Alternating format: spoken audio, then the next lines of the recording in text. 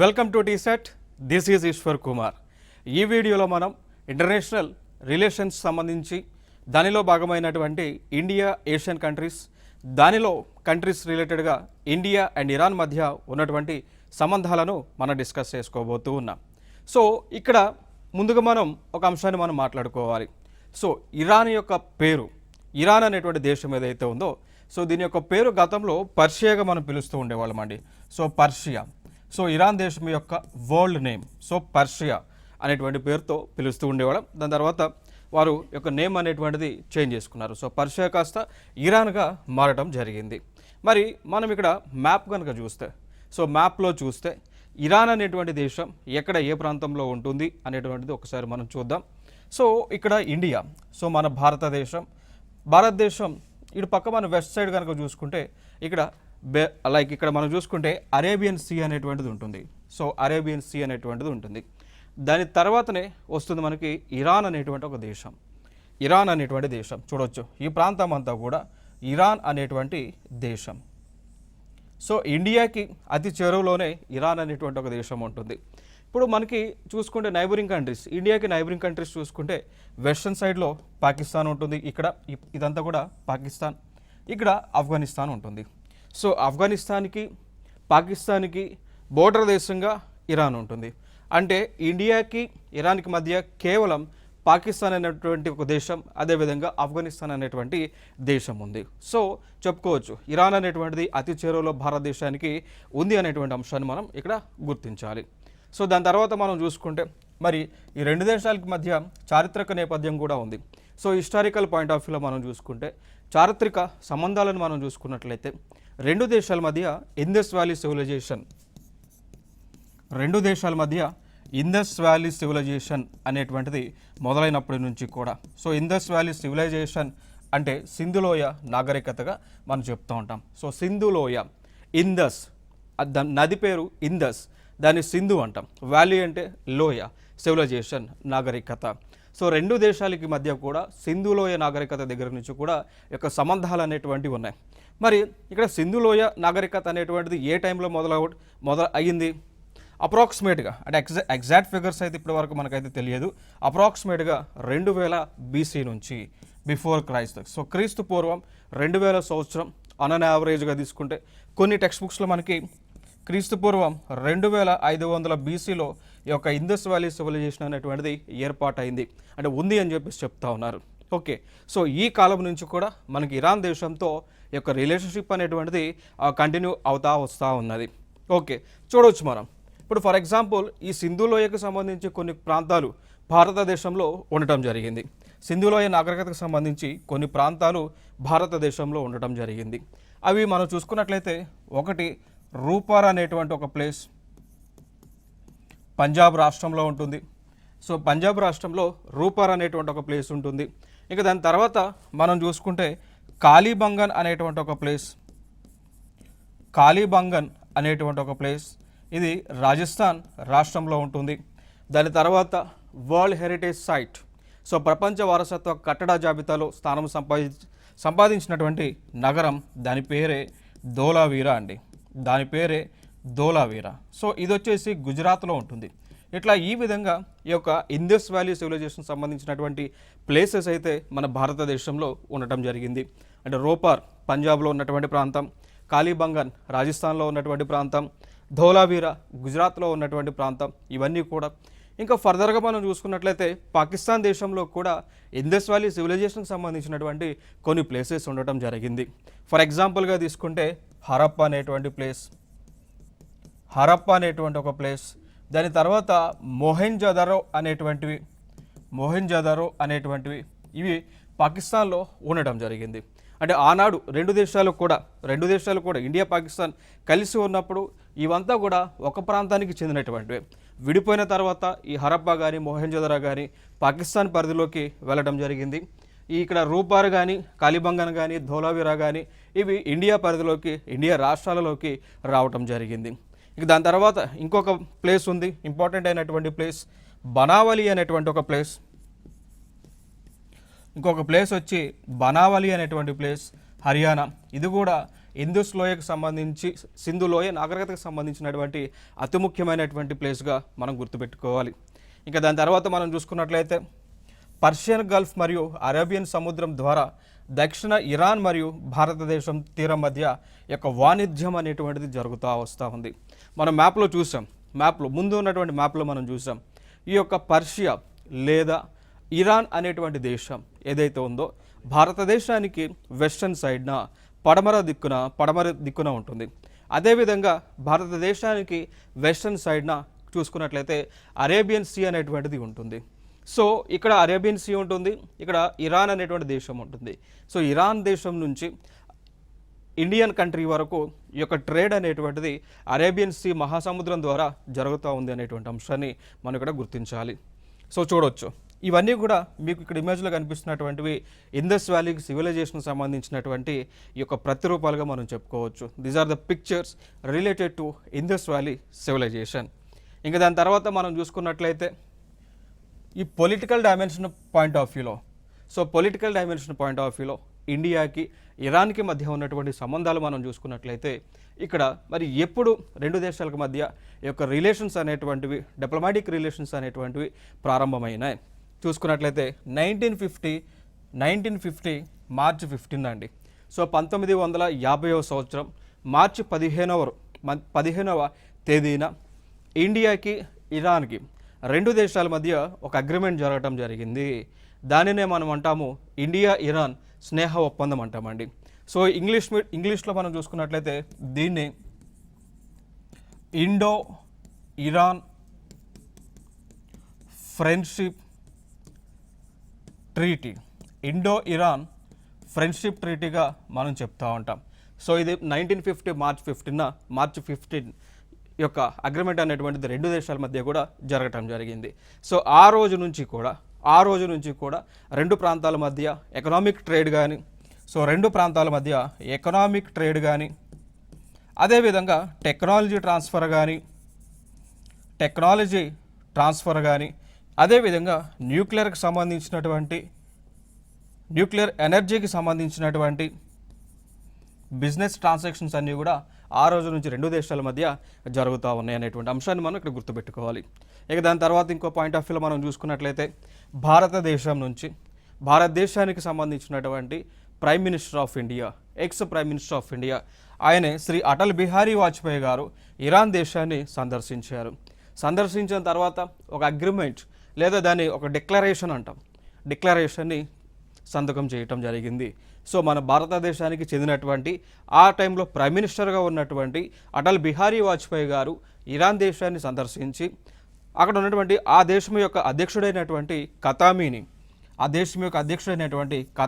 కతామీ గారిని కలిసి రెండు దేశాలకు ఉపయోగపడే విధంగా ఒక డిక్లరేషన్ అనేటువంటిది చేశారు. సో ఆ డిక్లరేషన్ పేరే టెహరాన్ డిక్లరేషన్ అని పిలుస్తూ ఉంటాం. ఆ డిక్లరేషన్ పేరే టెహరాన్ డిక్లరేషన్ అని పిలుస్తూ ఉంటామండి. సో ఏ రోజున టెహరాన్ డిక్లరేషన్ అనేటువంటిది జరిగింది అనేటువంటిది చాలా ఇంపార్టెంట్. మనకి 2001 ఇయర్లో ఏప్రిల్ 10న టెహరాన్ డిక్లరేషన్ అనేటువంటిది జరిగింది. ఇంకొక అంశం మనం గుర్తుపెట్టుకోవాల్సినటువంటి అంశం, అదేవిధంగా ప్రీవియస్ ఇయర్ క్వశ్చన్స్లో వచ్చినటువంటి అంశం ఏంటి అంటే టెహరాన్ డిక్లరేషన్ అనేటువంటిది ఏ రెండు దేశాల మధ్య జరిగినటువంటి ఒప్పందం అండి. సో ఏ రెండు దేశాల మధ్య? భారతదేశం, ఇండియా, అదేవిధంగా ఇరాన్ అనేటువంటి దేశం. సో బ్రాకెట్లో పెట్టుకోండి పర్షియా అని ఈ రెండు దేశాల మధ్య జరిగినటువంటి డిక్లరేషన్. మరి డిక్లరేషన్ అనేటువంటిది జరగడానికి గల ముఖ్యమైనటువంటి కారణం ఏంటి? ఎందుకు డిక్లరేషన్ జరిగింది? ఏం లేదండి, ఎందుకు డిక్లరేషన్ జరిగింది అంటే రెండు దేశాలు కూడా ఎకనామిక్ పరంగా ఒకరికొకరు సపోర్ట్ చేసుకోవడం. దాని తర్వాత ఇక్కడ మనకి మన భారతదేశంలో న్యూక్లియర్ మెటీరియల్స్ కావాల్సినటువంటి నీడ్ ఉంది మనకి. మన భారతదేశంలో న్యూక్లియర్ మెటీరియల్స్ అనగా యురేనియం, ప్లూటోనియం. సో ఇట్లా ఈ విధంగా ఏవైతే ఉన్నాయో యురేనియం కానీ, ప్లూటోనియం కానీ, థోరియం కానీ, మోనజైట్ కానీ, ఇవన్నీ కూడా న్యూక్లియర్ మెటీరియల్స్ అండి. సో ఈ న్యూక్లియర్ మెటీరియల్స్ అనేటువంటివి భారతదేశానికి చాలా అవసరమైనటువంటి మెటల్స్ అన్నమాట, మినరల్స్గా మనం చెప్పుకోవచ్చు. సో ఇవి ఇరాన్ దేశంలో ఎక్కువగా ఉండటం జరిగింది. సో అందుచేతనే టెహ్రాన్ డిక్లరేషన్ కింద మనము ఇరాన్తో ఒప్పందం చేసుకున్నాం. ఏం చేసుకున్నాం? భారతదేశానికి కావాల్సినటువంటి ఈ న్యూక్లియర్ మెటీరియల్ ఏదైతే ఉందో భారతదేశానికి ఇవ్వటము అగ్రిమెంట్ చేసుకున్నాం. దాని తర్వాత ఎకనామిక్ అంశాలకు సంబంధించి ఈ యొక్క అగ్రిమెంట్ అనేటువంటిది చేసుకోవడం జరిగింది. అదేవిధంగా ఆ దేశానికి చెందినటువంటి కంపెనీలు భారతదేశంలోకి వచ్చి పెట్టుబడులు పెట్టడం, భారతదేశానికి చెందినటువంటి కంపెనీలు ఆ దేశంలో టెక్నాలజీని డెవలప్ చేసేటువంటి కార్యక్రమంలో భాగంగా టెహ్రాన్ డిక్లరేషన్ అనేటువంటిది చేసుకోవడం జరిగింది అనేటువంటి అంశాన్ని గుర్తుపెట్టుకోండి. సో ఇదే క్వశ్చన్ గతంలో కూడా గత ఎగ్జామ్స్లో కూడా రావడం జరిగింది. చూడండి మిత్రమా, అటల్ బిహారీ వాజ్పేయి ఎప్పుడు ఇరాన్ను సందర్శించి టెహ్రాన్ డిక్లరేషన్ పైన సంతకం చేశారు అనేటువంటిది క్వశ్చన్ ఇక్కడ.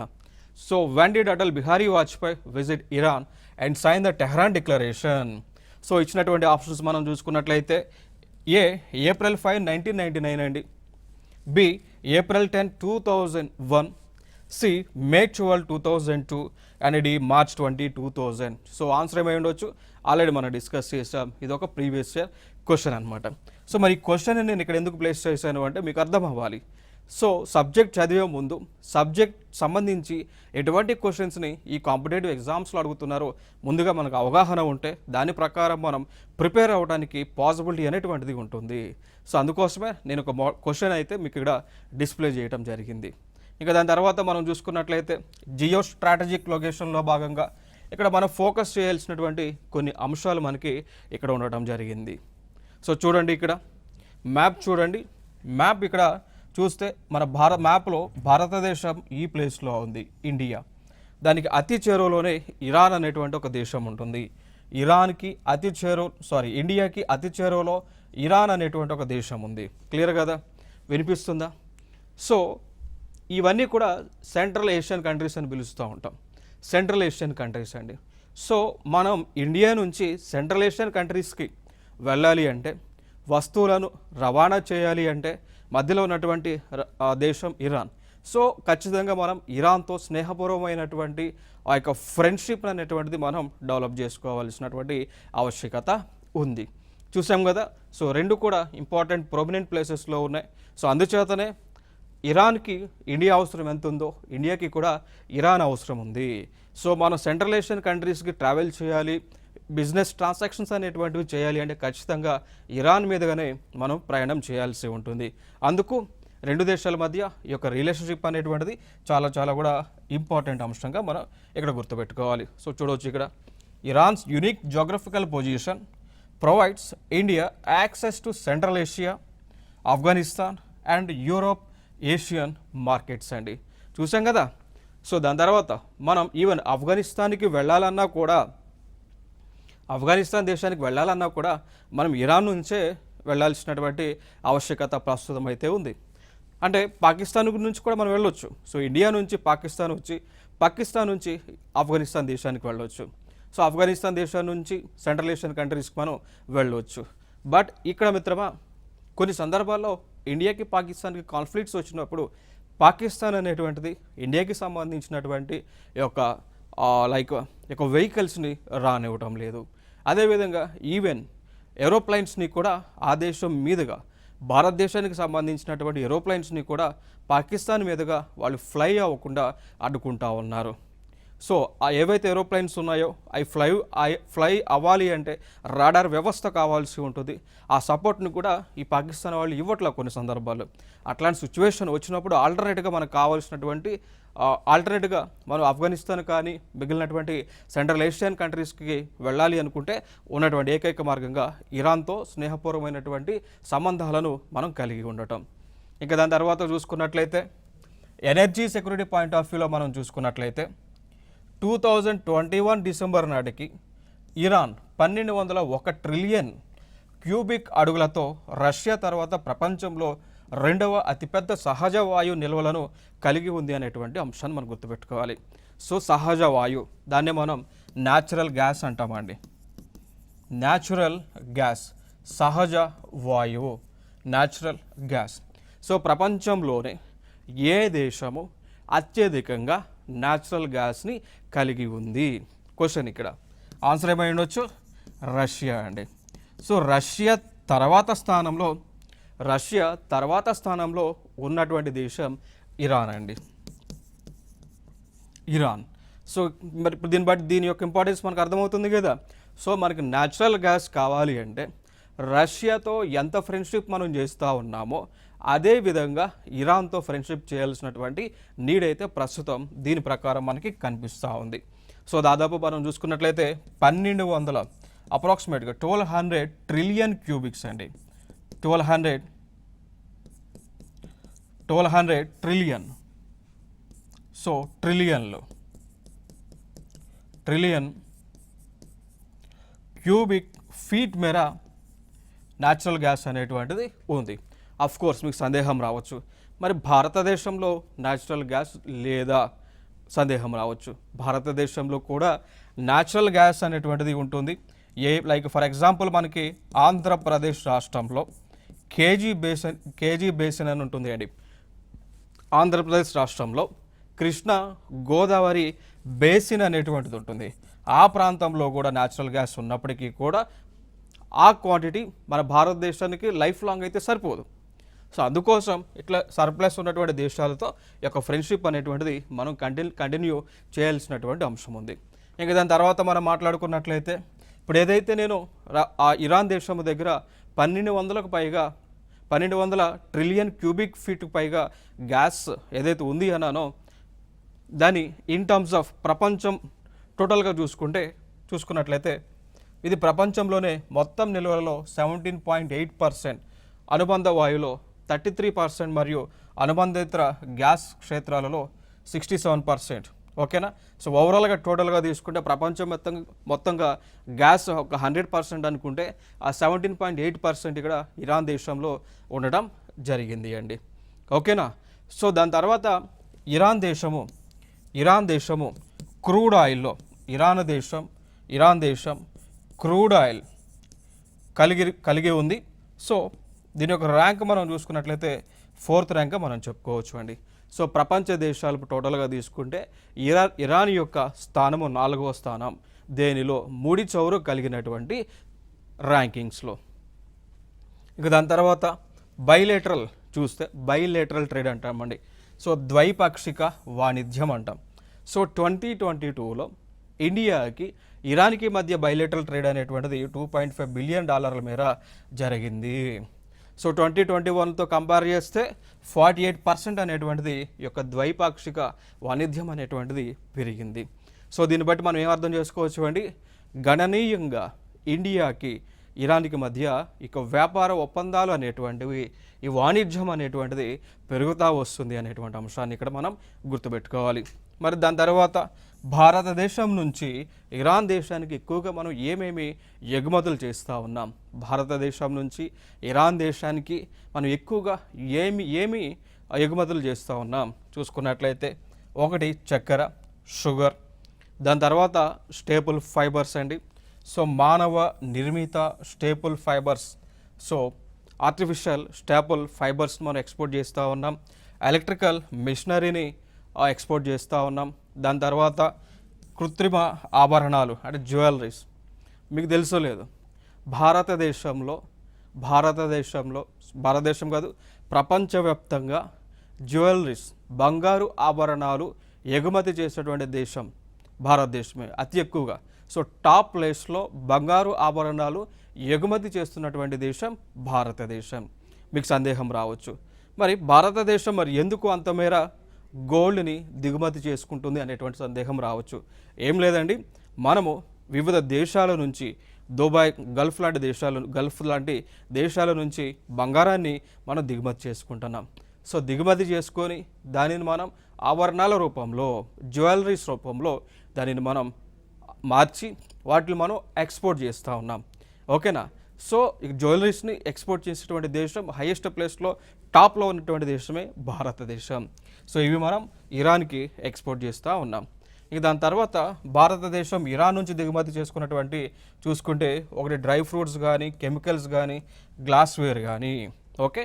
సో ఇవన్నీ కూడా మనం ఆ దేశం నుంచి దిగుమతి చేసుకుంటా ఉన్నాం. ఇంకా దాని తర్వాత మనం చూసుకుంటే ప్రయాణానికి వీసా అవసరం లేదు. సో మనం గనక ఇరాన్ దేశానికి వెళ్ళాలి అంటే, ఇరాన్ దేశానికి మనం విజిట్ చేయాలి అంటే వీసా అవసరం లేదు. ముందుగా వీసా అనేటువంటిది అవసరం లేదు. Visa on arrival.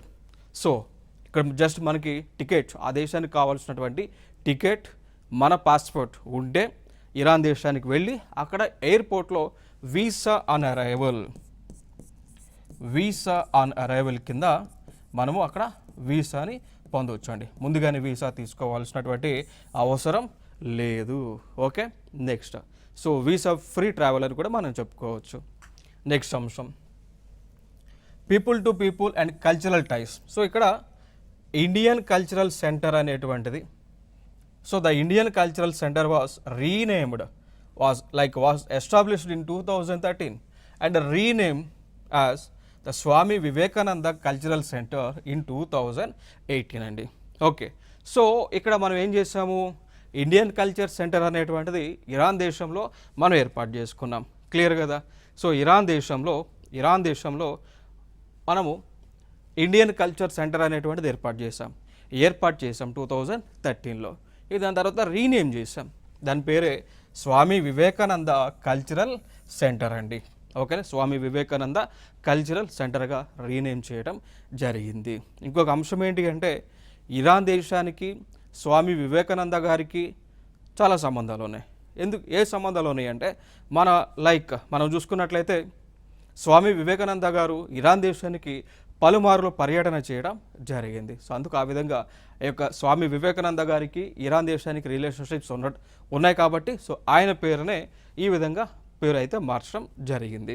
ఇది ఒక అంశంగా మనం మాట్లాడుకోవచ్చు. ఇంకొక అంశం ఫార్సీ అనేటువంటిది ఒక లాంగ్వేజ్.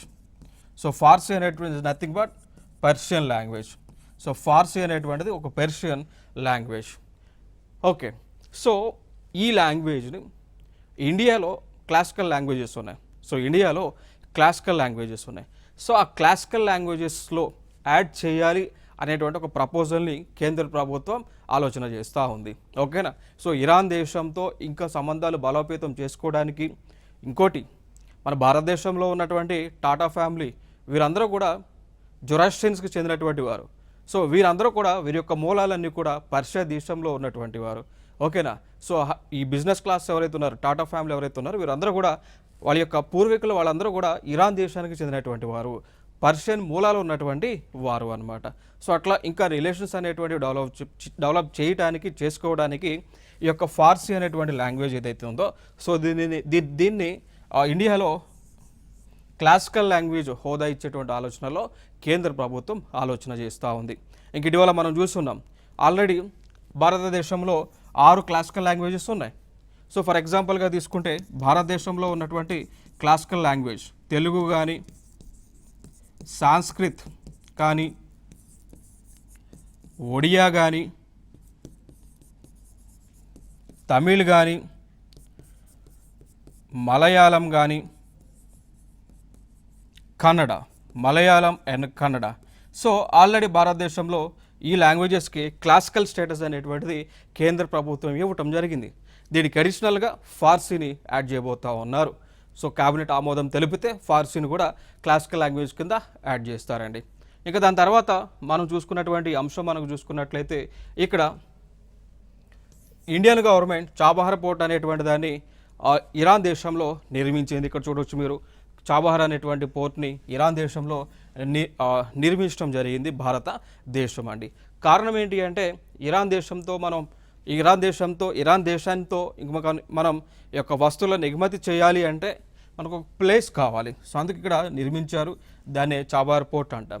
సో డైరెక్ట్గా గుజరాత్లో ఉన్నటువంటి కాండ్లా పోర్ట్ నుంచి చాబహార్ పోర్ట్కి ఈ యొక్క లాజిస్టిక్స్ అనేటువంటివి, వస్తువులు అనేటువంటివి తీసుకొచ్చిన తర్వాత అక్కడ నుంచి మీరు చూడవచ్చు, అక్కడ నుంచి ఈ సెంట్రల్ ఏషియన్ కంట్రీస్కి లాజిస్టిక్స్ అనేటువంటివి తీసుకెళ్తారు.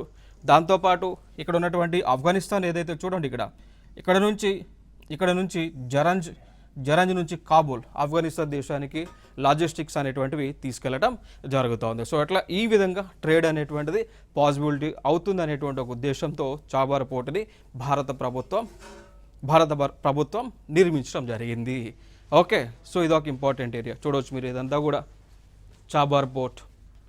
సో ఇటీవల కేంద్ర ప్రభుత్వం ఈ చాబార్ పోర్టుకు సంబంధించి ఇరాన్ దేశంతో అఫీషియల్గా ఒక అగ్రిమెంట్ చేసుకున్నారు. ఏ అగ్రిమెంట్ అంటే కంప్లీట్ చాబార్ పోర్టుకి సంబంధించి భారతదేశానికి 10 సంవత్సరాల పాటు రైట్స్ అనేటువంటి ఉంటాయండి. పూర్తి హక్కులు, సర్వ హక్కులు ఉంటాయి. చాబార్ పోర్టు పైన, ఇరాన్ దేశంలో ఉన్నటువంటి చాబార్ పోర్టు పైన భారతదేశానికి 10 సంవత్సరాల పాటు పూర్తి హక్కులు అనేటువంటివి ఉంటాయండి. ఓకేనా? సో ఎందుకంటే భారతదేశం నిర్మించింది కాబట్టి. ఇంకొక అంశం, భారతదేశానికి ప్రస్తుతము కంప్లీట్ అయినటువంటి వాటిలో 2 పోర్టులు భారతదేశం కంట్రోల్లో ఉన్నాయి. ఒకటి ఇక్కడ ఇరాన్లో ఉన్నటువంటి చాబహార్ పోర్ట్, అదేవిధంగా ఇరాన్లో ఉన్నటువంటి ఈ చాబహార్ పోర్ట్ కానీ, అదేవిధంగా మయన్మార్ దేశంలో సెట్వే అనేటువంటి ఒక పోర్ట్ ఉంటుంది. సో ఈ పోర్టు పైన కూడా భారతదేశానికి సంపూర్ణ పూర్తి హక్కులు ఉండటం జరిగింది. దాని తర్వాత మనం చూసుకున్నట్లయితే భారతదేశం చాబార్ పోర్టు నిర్మిస్తే పాకిస్తాన్ దేశంలో చైనా వాళ్ళు గ్వాదార్ అనేటువంటి ఒక పోర్టుని నిర్మించడం జరిగింది. క్లియర్ కదా? ఇవన్నీ కూడా ఇంపార్టెంట్ అయినటువంటి. ఇంకా దాని తర్వాత ఇరాన్ దేశం భారతదేశానికి ఆ దేశంలో ఉన్నటువంటి ఈ యొక్క గ్యాస్ ఫీల్డ్స్ని కూడా కేటాయించారు అండి. సో ఇక్కడ ఇరాన్ దేశంలో ఫర్జత్ బి గ్యాస్ ఫీల్డ్ అనేటువంటిది ఉంటుంది. సో దీనిలో ఒక గ్యాస్ని వెలికి తీసేటువంటి హక్కులను భారతదేశానికి చెందినటువంటి కంపెనీలకు ఇవ్వటం జరిగింది. సో లైక్ ఇండియాకి చెందినటువంటి ఓఎన్జీసీ విదేశ్ అంటాం, oil and natural gas corporation. Okay, so ONGC విదేశ్కు హక్కులను ఇచ్చారు. దాంతోపాటు కొంత హక్కులు ఇరాన్కి కూడా కొంతమేర షేర్ అయితే ఉంటుంది. మ్యాక్సిమం షేర్ అయితే భారతదేశానికి ఈ యొక్క ఫర్జత్ బి గ్యాస్ ఫీల్డ్ పైన ఇవ్వటం జరిగింది. ఓకేనా? సో ఇదొక ఇంపార్టెంట్ అంశం. ఇక దాని తర్వాత INSTC international north south transport కారిడార్ని ఏర్పాటు చేశారు. సో కొన్ని దేశాలు కలిసి, సో చైనా వాళ్ళు ఏదైతే స్ట్రింగ్ ఆఫ్ పర్ల్స్ అనేటువంటిది ఏర్పాటు చేసుకొని ఉన్నారో దానిని కౌంటర్ చేస్తూ చైనాకి వ్యతిరేకంగా, ఓకే, సో దానిని కౌంటర్ చేస్తూ చైనాకి వ్యతిరేకంగా కొన్ని కంట్రీస్ అన్నీ కలిసి ఈ యొక్క international north south transport corridor అనేటువంటి దాన్ని ఏర్పాటు చేసి ఉన్నాయి. మీరు చూడవచ్చు ఇక్కడ ఇండియా నుంచి స్టార్ట్ అవుతుంది. ఇండియా నుంచి మెడిటరేనియన్ సీ మీదుగా, ఈ విధంగా నార్త్ సీ మీదుగా, బాల్టిక్ సీ మీదుగా, సెయింట్ పీటర్బర్గ్ మీదుగా, మాస్కో మీదుగా, ఈ విధంగా ఇరాన్ దేశాన్ని టచ్ చేస్తూ, చాబార్ పోర్ట్ని టచ్ చేస్తూ ఈ విధంగా ఈ యొక్క కారిడార్ అనేటువంటి దాన్ని డెవలప్ చేస్తూ ఉన్నారు. సో ఈ కారిడార్ వల్ల కలిగేటువంటి బెనిఫిట్స్ ఏంటి అంటే దీని మీదుగా రవాణా వ్యవస్థను సాగించవచ్చు. ఈ పాత్ మీదుగా వస్తువులను, సరుకులను ఒక ప్రాంతం నుంచి ఇంకో ప్రాంతానికి ఎగుమతులు దిగుమతులు అనేటువంటివి చేసుకోవడానికి పాసిబిలిటీ అనేటువంటిది ఉంటా ఉంది. సో దాని తర్వాత ఇంకొక అంశం మనం చూసుకున్నట్లయితే ఈ యొక్క లెంత్ ఇది వచ్చి, ఈ కారిడార్ యొక్క లెంత్ వచ్చేసి 7,200 కిలోమీటర్లు. ఓకే, సో దీని ద్వారా నౌకలు ప్రయాణించవచ్చు, రైలు మార్గం ఉంటుంది, రోడ్డు మార్గం కూడా ఉంటా ఉంది. సో దీన్నే ఈ యొక్క ట్రాన్స్పోర్ట్ కారిడార్ని మల్టీ మోడల్ నెట్వర్క్ కారిడార్గా, మల్టీ మోడల్ నెట్వర్క్ కారిడార్గా కూడా మనం పిలవచ్చండి. సో ఈ ఏదైతే కారిడార్ ఏదైతే ఉందో, సో ఇది భారతదేశాన్ని కనెక్ట్ చేస్తూ ఉంది. ఇక్కడ ఇరాన్ దేశాన్ని కనెక్ట్ చేస్తూ ఉంది, అజర్బైజాన్ని కనెక్ట్ చేస్తుంది, రష్యాని ఈ యొక్క కనెక్టివిటీ అనేటువంటిది చేస్తూ ఉంది. ఇవి ఇంపార్టెంట్గా. సో ఇవి ఇండియాకి ఇరాన్కి మధ్య ఉన్నటువంటి సంబంధాలు. నెక్స్ట్ వీడియోలో మరికొత్త అంశంతో మీ ముందుకు రావడం జరుగుతుంది. Thank you so much. This is Eshwar.